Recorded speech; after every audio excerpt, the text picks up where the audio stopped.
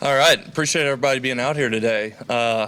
What a journey these first 8 months have been for me and my family, just kind of getting, entrenched in the Norman community. And what a privilege it's been to get to be around these kids and watch them work for the last 8 months. And excited for the next phase of this journey, getting into fall camp, getting into the season and everything.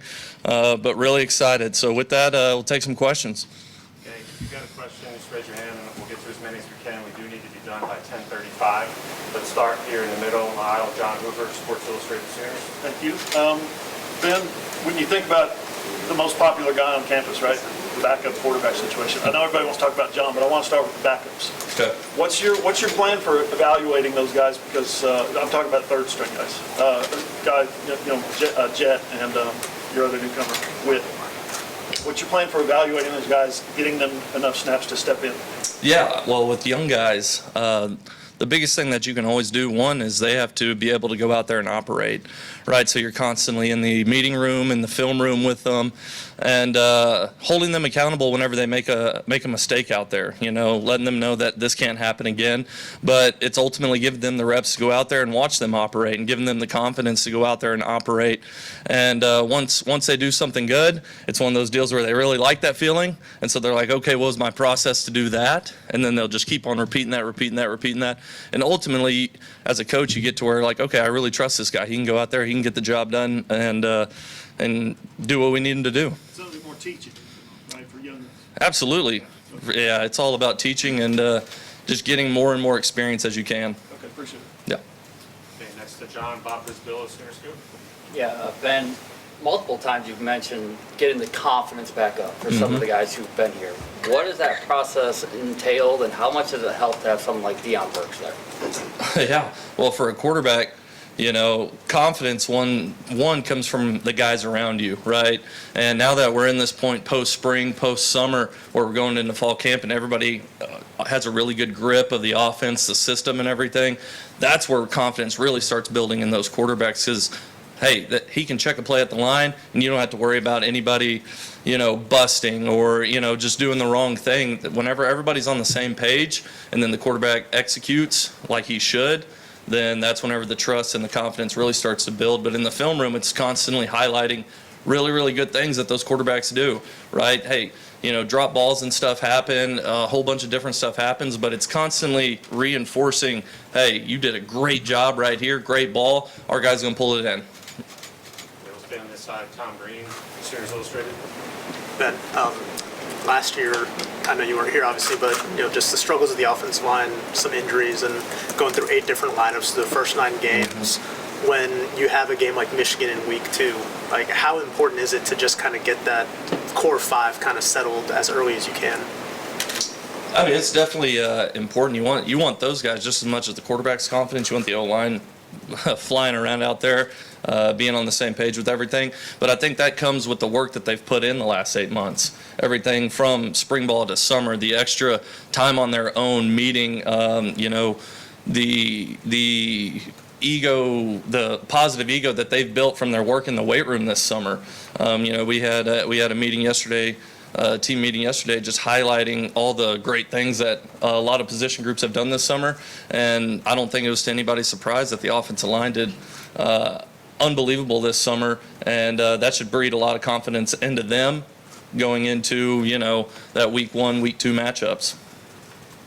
Okay, right here, Jesse Crittenden, OU Insider.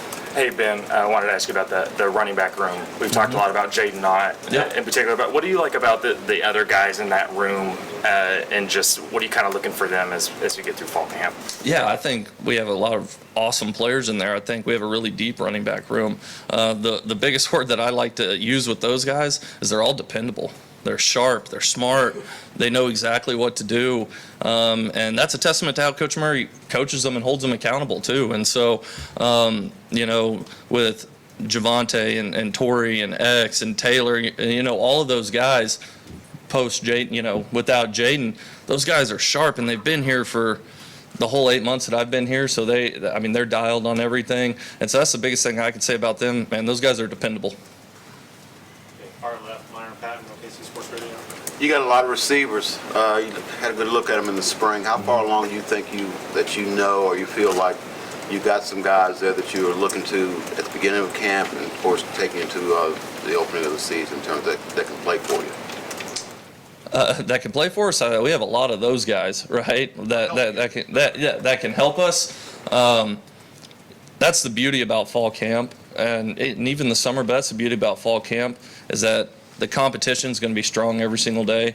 There's a lot of guys out there that are still trying to essentially say, okay, I'm the guy at this position. We tell them all the time, just go out there and take it. Like, if you want it, go take it. Nobody's just going to give it to you.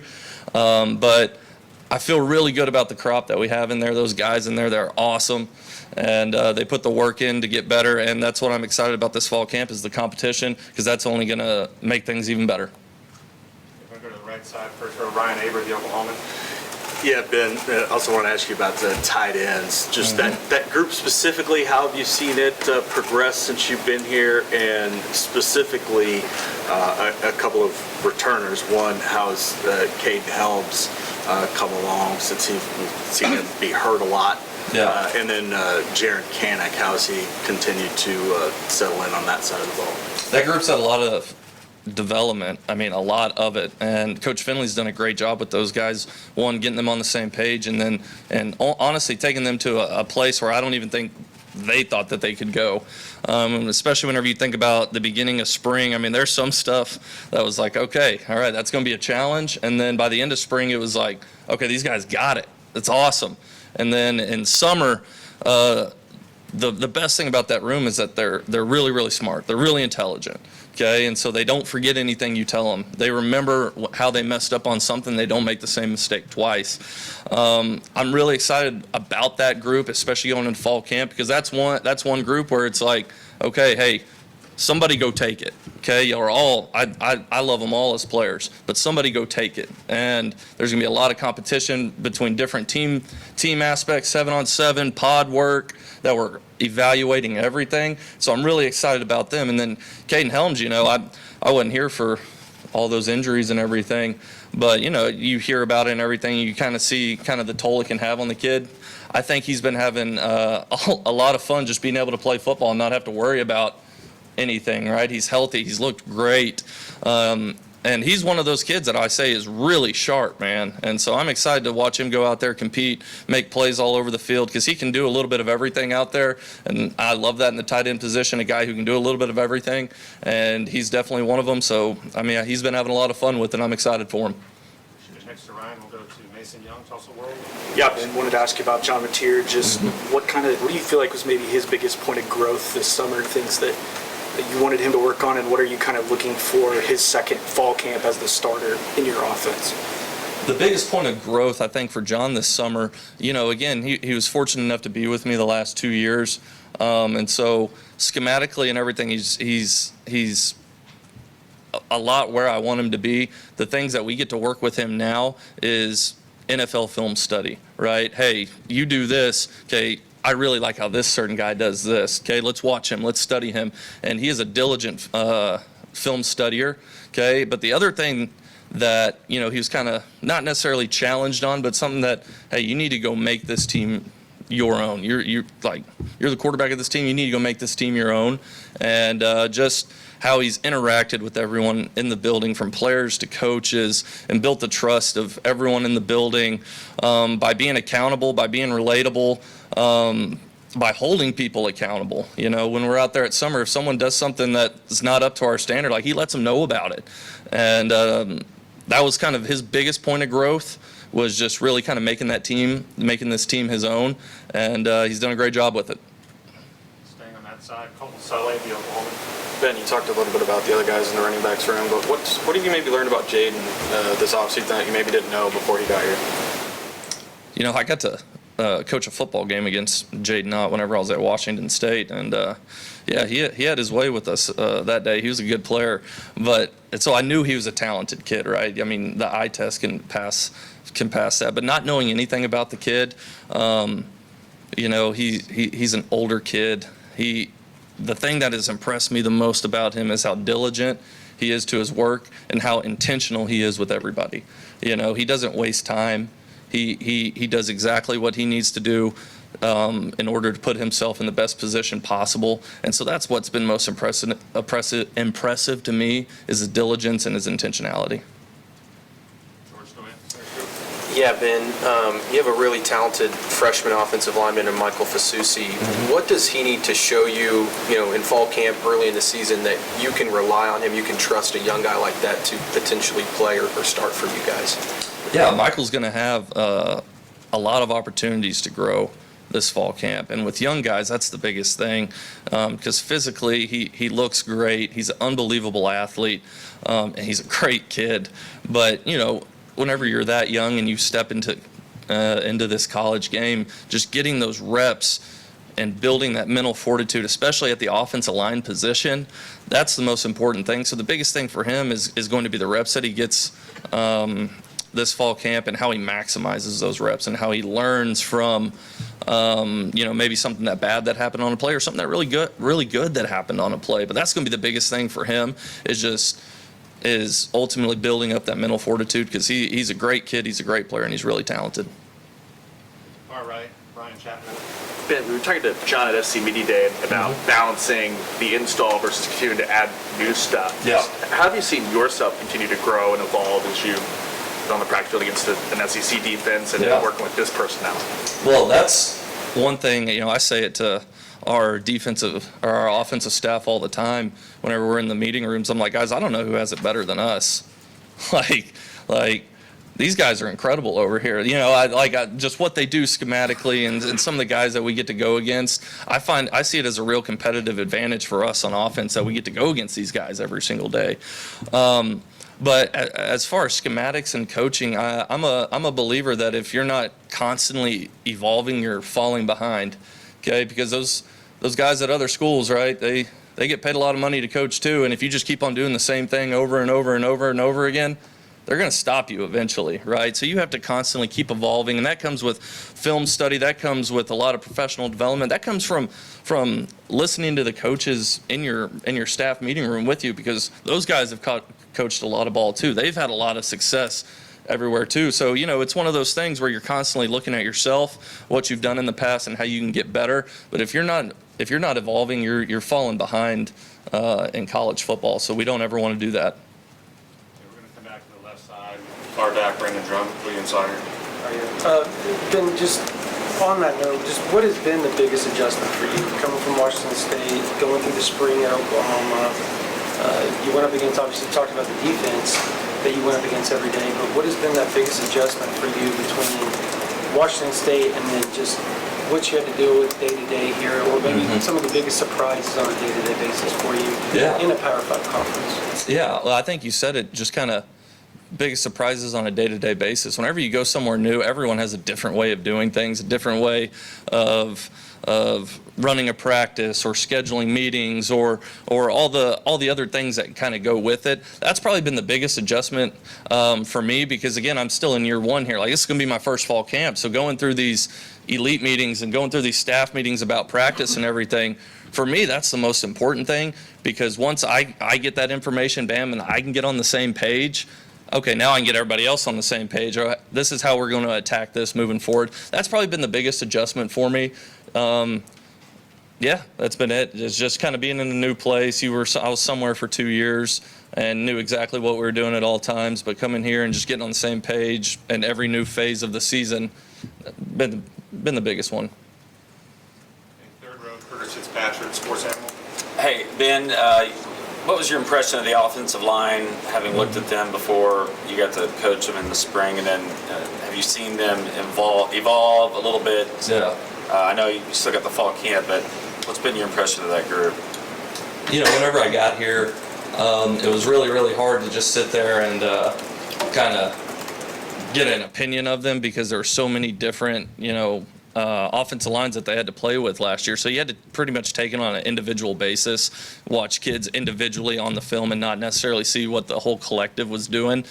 Whenever I watched that film, I saw really, really good athletes who played hard. I mean, those guys play unbelievably hard. And whenever we got into the spring, that matched up.